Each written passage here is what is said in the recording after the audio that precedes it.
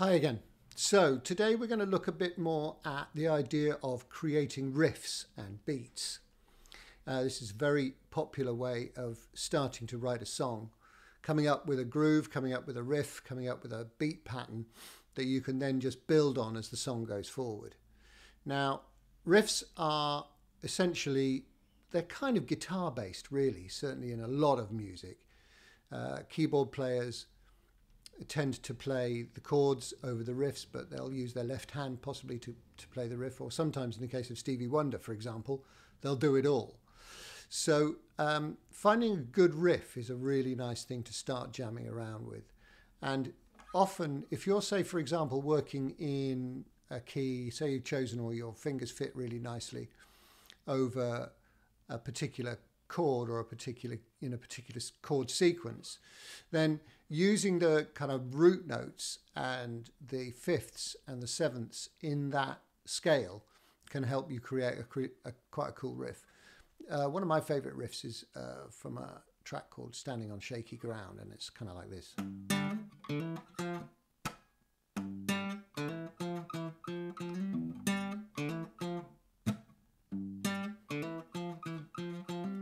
And that's the driving riff throughout it. Others tend to use the full chord to create the riff.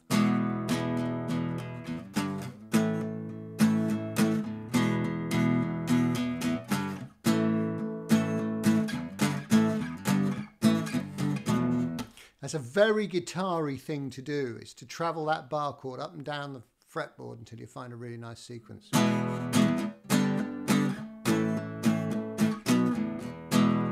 Or classically, that kind of thing, which is the driving force behind the song. And it goes on, it's the key element of the song, it's the main feature of the song. A strong riff will carry the song all the way through. And you can use that idea of the travelling chord to create some quite cool riffs. If you use a minor key, for example, or a minor chord, and just move that up and down, you can get stuff that's just using a basic A minor shape.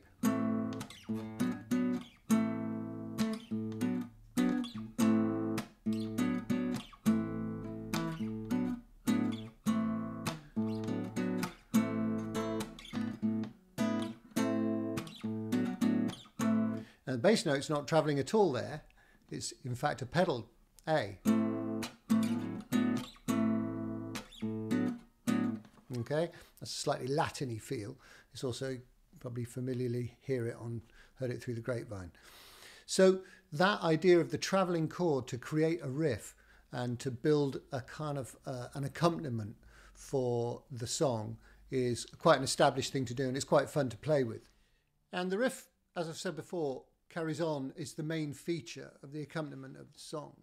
But that doesn't mean it's necessarily going to play all the way through. So how long is too long for the riff? And you can listen to some tracks, I'm sure, when you've got those riffs and that are using those riffs, and you'll hear that at some point they'll break down, they'll change into a different sequence to give the song interest and to move the thing forward before returning back again. Pretty much always will go back again. So if you say that, take that travelling A minor idea, just imagine that's gone on for a while, and that's, if you like, the main.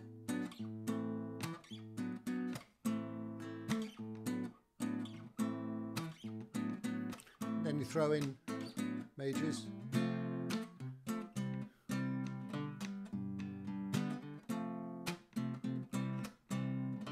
Back to it.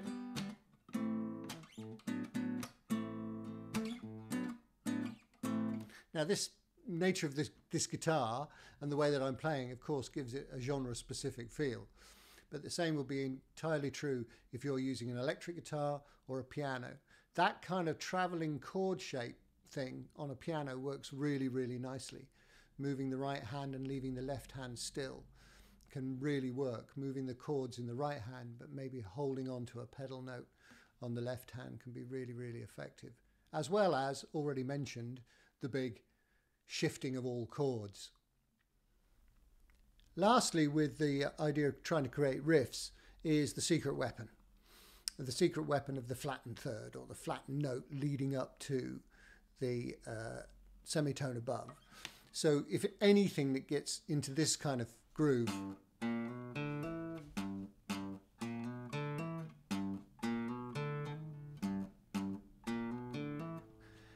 is using a flattened note, a sort of blues note, as some people call it, leading into the semitone above to give it drive.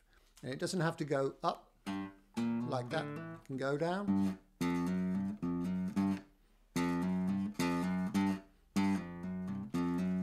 Yeah, and on a guitar, they're often quite close together. Same on a piano. The notes aren't far away from each other. What you will find if you're using those flattened notes in your riffs is you'll need to come up with some approach to the chords if they're going to be played above it. And some of you might have found this already. You're playing a kind of groove like this.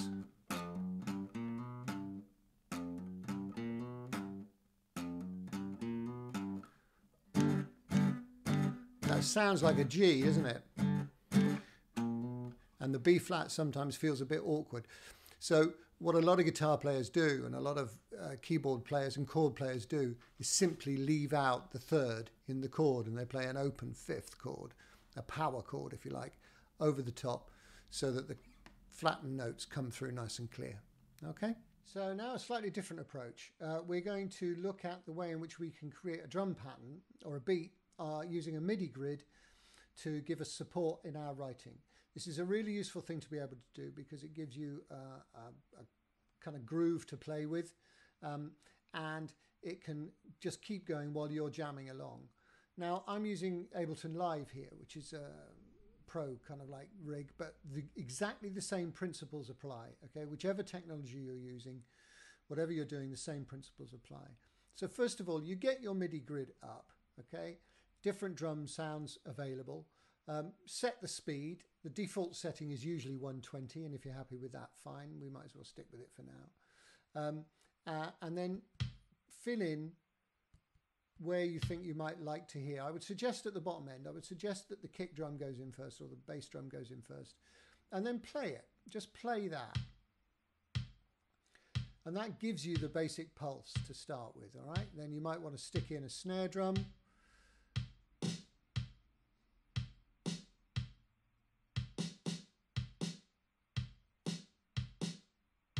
Maybe a late one there.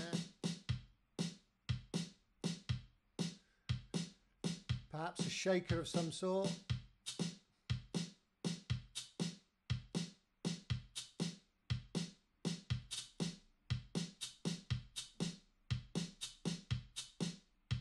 Okay, and that's starting to come together as a groove I might like to play with. All right. Now, once that's done, that's just a one bar phrase, and this is a really handy thing to do, is to extend that. Okay. So instead of it just getting into a kind of slightly boring one bar phrase, what I'm doing here is extending that by at least another bar. Okay.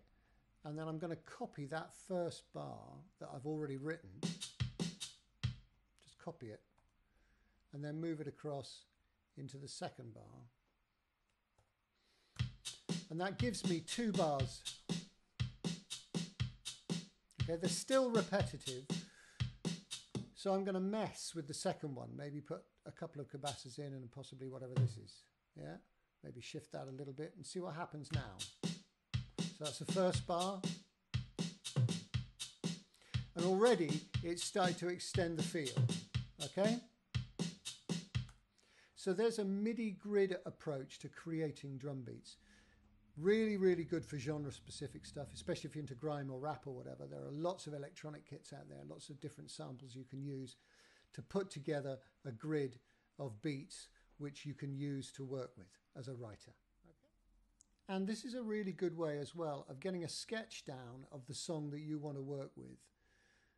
It's quite nice, obviously, to be able to talk to other people about what they might be able to bring to your songs. But as a writer, if you've got a sort of basis of a demo that you can kind of play to people and say, well, this is my kind of song and this is how I feel it might go.